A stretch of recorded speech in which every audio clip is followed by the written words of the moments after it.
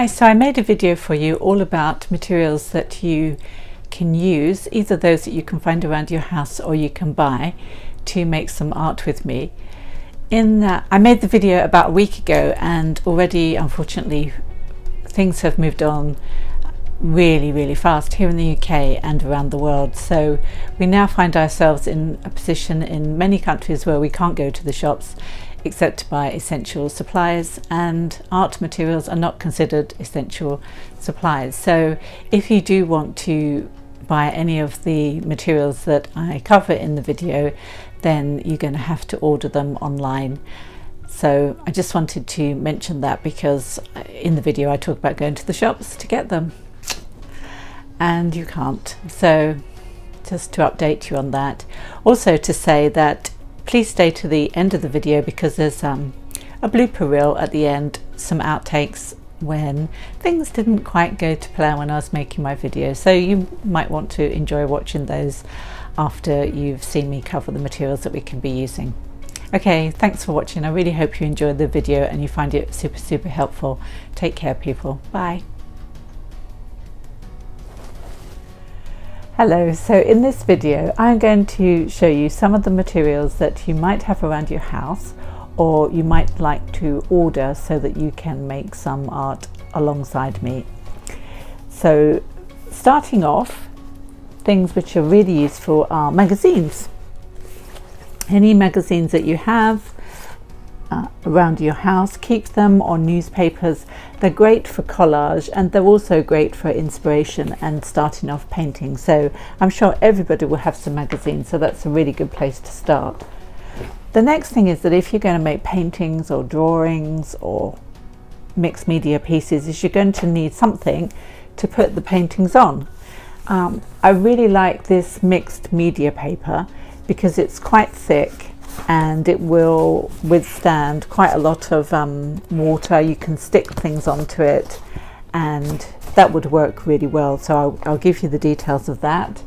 If you don't want to buy any special paper, then just find whatever bits of paper you've got around at home, or you might have a sketch pad or book, something like this, or even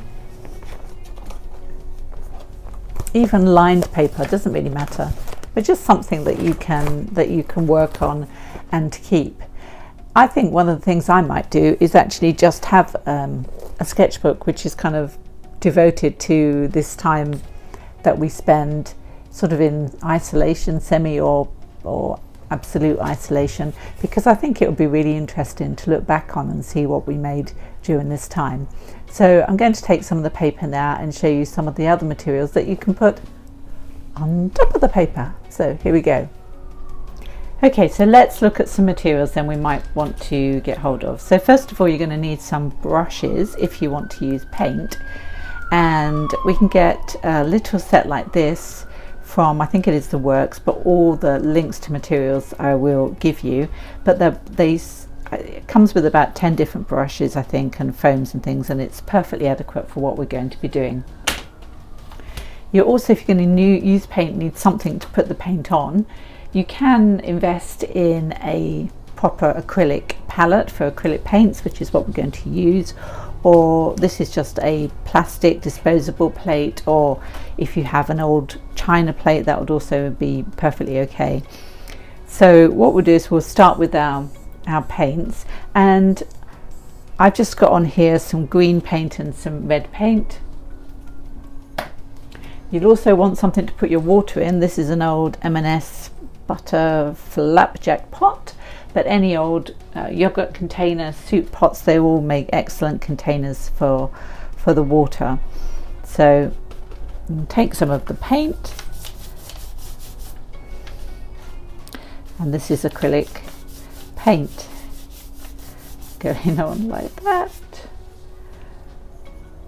Okay.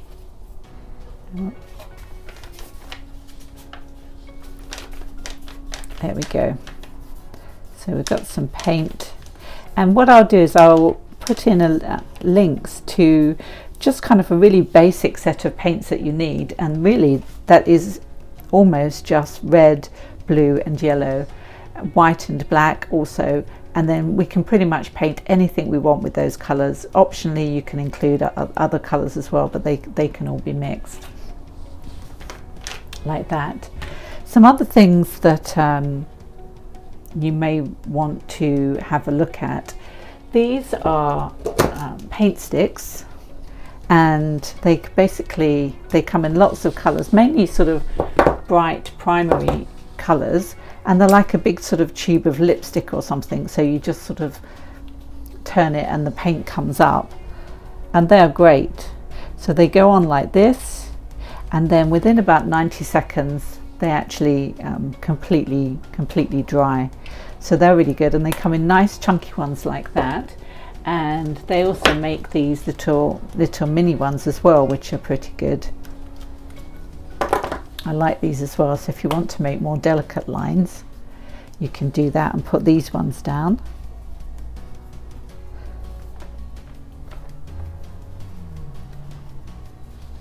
But what you can also do is, if you take just then a brush with some water on it, with these, until they dry, you can actually spread the paint out, so they look like you're making marks with sort of pens and things, but it is liquid paint and until it's dry. So you can kind of use them either way, and these are designed for children actually, but I use them a lot. They're great, so I highly recommend those. And the same company also make these, they call them pastel sticks, chalk pastels, but they're not anything like chalk really. They're more like a sort of a traditional pastel, except they don't really move very much, so that's good. So once you put the colour down, it pretty much stays where you put it. And these are really quite inexpensive, but when you're doing mixed media pieces, they really give you quite a lot of variety. So again, I'll put the links to these for you, but you might want to invest in some of these, and if you've got kids they'll absolutely love them. So they're really nice. Slightly more sort of expensive option, these are called Tombos, and these are, well, they're not paints, I don't know what they are. They're like sort of felt tip pens, I guess. So they have quite a fine tip one end like this, but you can actually blend them. So you buy these in sets, and they have like a neutral one as well, and you can use that to blend the different colors together. And at the other end of the stick it has a different kind of brush, so you can do quite fine lines but of the same color. And they do these in sort of sets as well, so I've got a set which is portrait colours, so all the colours that you might want to use if you're doing portraits, and they are really nice if you wanted to spend a little bit more money. These ones are made by Little Brian, they're called Little Brian paint sticks, and these are really quite cheap, I think. The other thing you can do is just pencils, so these are just from W.H. Smith's, I think. This is a watercolour pencil, so if you put this down, not got a tremendous amount of pigment in it, but and then add some water to it, yeah, then that colour will spread.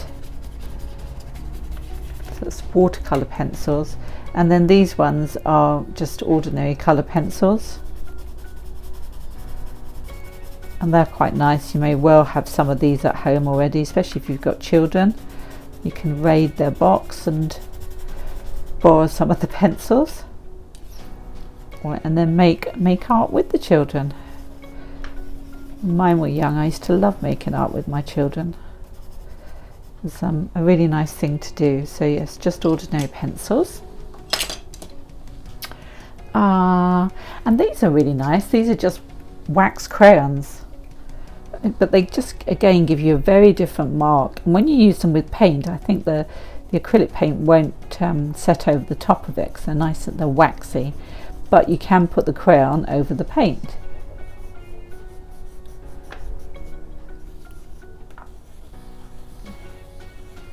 See, that's dried already, that paint there, the one that we put on earlier from the sticks. So they're quite another sort of option that you might want to look at. You might not have thought of them as being artistic materials, but they really are. Sharpie pens, if you have some of these, again, you may have them around the house. I'm not suggesting you go and buy all these things, it's just giving you ideas really. And again, they can give you nice fine lines, and look how interesting that looks over there. This is just an ordinary biro, and I like using pen a lot in my painting. So again, you've got a nice fine line, so if you've got any of these around the house, we can use those. If you wanted to splash out a bit, these are really nice. They're called Posca pens, and they come in all sorts of colours and different widths as well, and they again give you very nice lines. Just a very fine tip, and they just seem to go on nicely on top of paint, so that's quite lovely. Also, something that you can make straight lines with would be really helpful. I like putting straight lines in my work.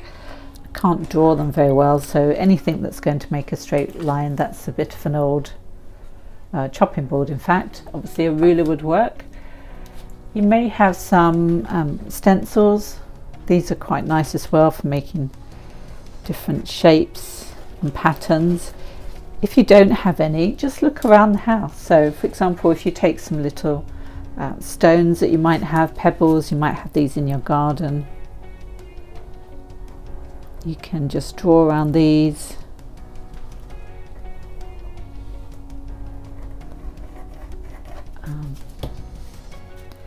Get some nice shapes. Even better if you had a pen that worked. Yeah, you get the idea. So don't think that you've got to go out and buy loads of stuff. Just look around the house and see what you already have. Yeah, I think that's it. So we've got ourselves some paper, we need something to put our paint on, some paints, and then whatever extra materials you want. One thing I forgot. So I spoke to you about the magazines. You'll need something to stick the collage on. You could use PVA glue or Mod Podge glue or some kind of acrylic medium, which I would recommend if you wanted to spend a little bit of money, because it's great to seal over the surface of the paint, and you can also use it to stick collage on as well. Okay, so one other option you have if you want to produce some maybe finished paintings that you'd like to put on your wall is you may choose to buy yourself some canvases like this one. So these are 16 by 21 inches. These are the canvases that I use for all my paint nights, and they're great because once you've done them, then you can just put your work of art on your wall and enjoy for years to come.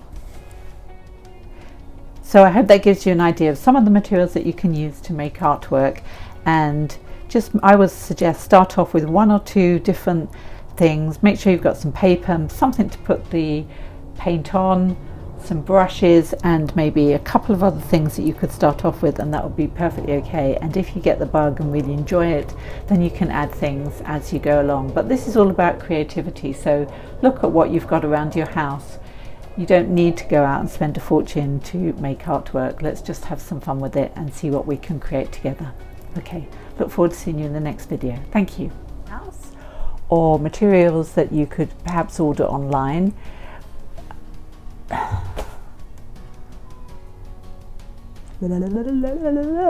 Start again. What else? Hello. So I'm going to, in this, okay, so let's see what materials we can have. So we've got some materials we can have. Oh my God, words just escaped me.